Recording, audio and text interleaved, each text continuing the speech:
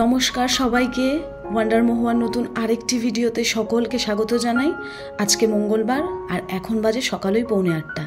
তো এখন থেকেই আজকের ভিডিওটা শুরু করা যাক। সকালে ঘুম থেকে উঠে ঘরের সমস্ত বাসি কাজকর্ম সেরে 1 কাপ চা আর 2টো বিস্কিট নিয়ে বসেছি। আর তার সঙ্গে রয়েছে একটা অনেক বড় কাজ, সেইটা হলো ঘরের মাসকাবারি মালপত্রের একটা লিস্ট বানানো।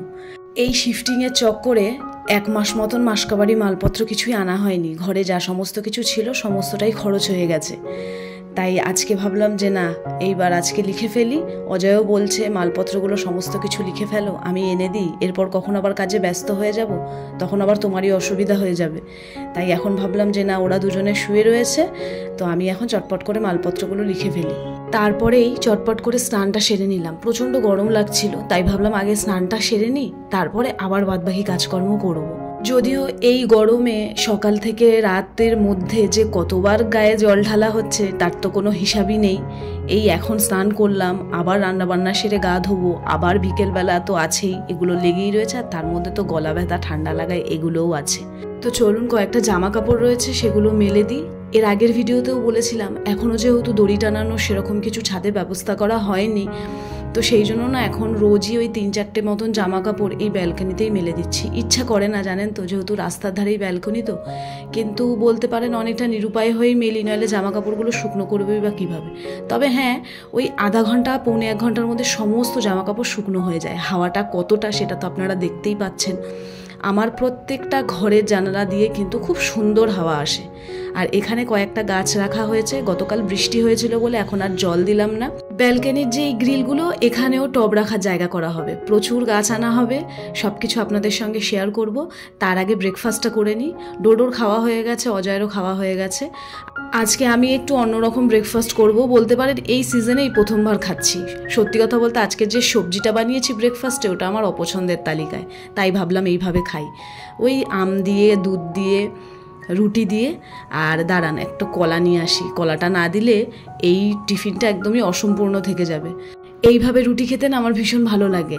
দুধ ছিল না ঘরে, তাই ওই আমুল স্প্রের প্যাকেটের ওই গুঁড়ো দুধ গুলে নিয়েছি। প্রেগনেন্সিতে তখন তো কিছুই খেতে পারতাম না, ওই 4-5 মাস মতন, তখন আমি প্রত্যেক দিন এই খাবারটাই খেতাম। আমার যে কি ভীষণ ভালো লাগতো খেতে, খুব খেয়েছি আমি এই দুধ, রুটি আর কলা। আজকে আম ছিল, ভাবলাম এই সুযোগটা আর হাতছাড়া করা যাবে না, এইটাই খেয়ে নিই। তো খুব ভালোভাবে না এটাকে মিশিয়ে নিতে হবে, নাহলে এর আসল যে টেস্টটা ওইটা পাওয়া যায় না। চলুন এখন আমি চটপট করে ব্রেকফাস্টটা করে নিই। আজকে একটু বেলা হয়ে গেল আমার ব্রেকফাস্টটা করতে। আমার ঘরে আম একদমই চলে না। ডোডো, অজয় ওরা কেউ আম খায় না। খাবার মধ্যে আমি ওই একাই হয়তো একটা মতন আম খাই, কারণ বেশি আম খেলে আমার আবার পেটের সমস্যা হয়। চলুন এখন রান্নাবান্নাগুলো সেরে নেওয়া যাক। আজকে যেহেতু মঙ্গলবার, ঘরে নিরামিষ হবে, তাই ওই ফ্রিজ থেকে কি রান্না করা যায় সেই সমস্ত জিনিসপত্রগুলো দেখে দেখে বার করে নিচ্ছি। রবিবারের পরে যখন সোমবার আর মঙ্গলবার আসে, তখন বলতে পারেন আমি খানিকটা ওই টেনশনের মতন পড়ে যাই যে এই 2 দিন পর পর আমি কি রান্না করব।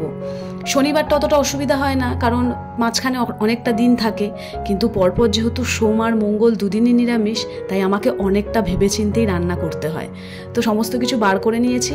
গতকাল অজয় নিয়ে এসেছিল 6 আটি নিম পাতা, তার মধ্যে 3 আটি করেছি, আর আজকে ভাবলাম 3 আটি করে নিই। তার জন্যই একটু বেগুন কাটছি। অনেককে আমি শুনেছি জানেন তো যে আলু সেদ্ধ দিয়ে নিম পাতা খেতে, যদিও আমি কখনো ট্রাই করিনি, কিন্তু শুনেছি খেতে নাকি দারুণ লাগে, তাই ভাবছি একবার আমিও ট্রাই করব। আমাদের বাড়িতে নিম পাতা আসলেই আমরা ওই বেগুন দিয়েই ভাজা করি, মানে যেটা বেশিরভাগ বাড়িতে হয় আর কি। আর এনেছে কাঁকরোল।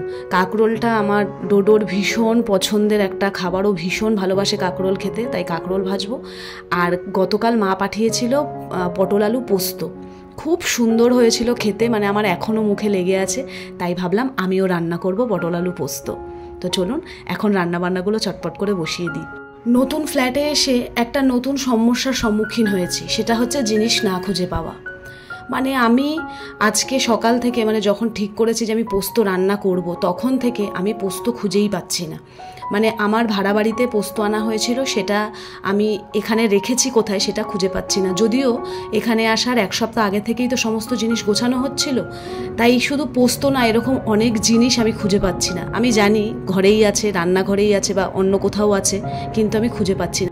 আজকে আমি আমার এই গোটা রান্নাঘরের কোনা কোনা খুঁজে ফেলেছি, কিন্তু আমি পোস্তটা খুঁজেই পাচ্ছি না। শুধু পোস্ত নয় জানেন, একটা গোটা চানাচুরের প্যাকেট হলদিরামের, খেতে এত সুন্দর, সেই চানাচুরটাও অবধি আমি খুঁজে পাচ্ছি না।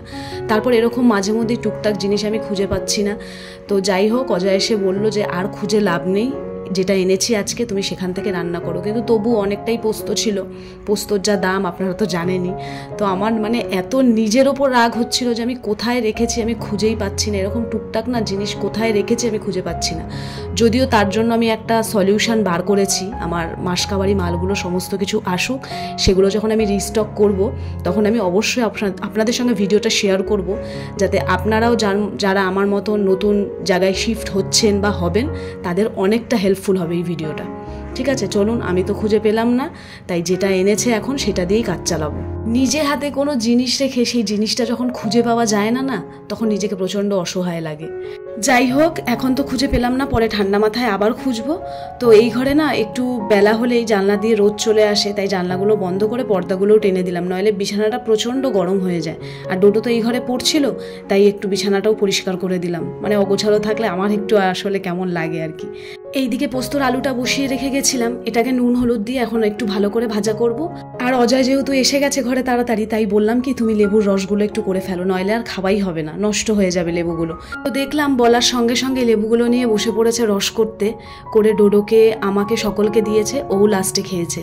হাতে হাতে কাজ করার মতন যখন দেখবেন কাউকে পাওয়া যায় তখন কিন্তু বেশ ভালোই লাগে।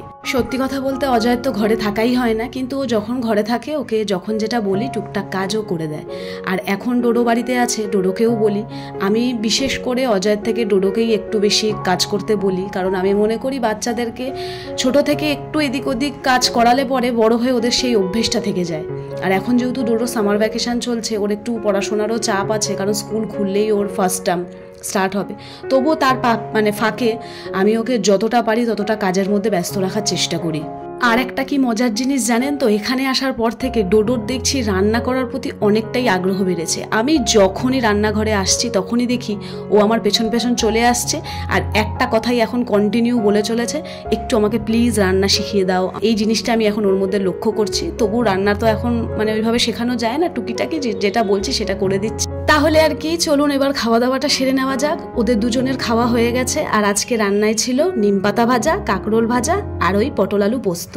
যেহেতু আমার মা শাশুড়ি মা ওদের দুজনের জন্য একটু তরকারি পাঠিয়েছিল, তাই আমার জন্য আর আমি আলাদা করে ডাল করিনি। এই দিয়েই খাওয়া দাওয়া সারবো, আর আজকের ভিডিওটাও কিন্তু এখানেই শেষ করব। দেখা হবে খুব তাড়াতাড়ি। সকলে ভালো থাকবেন, সুস্থ থাকবেন।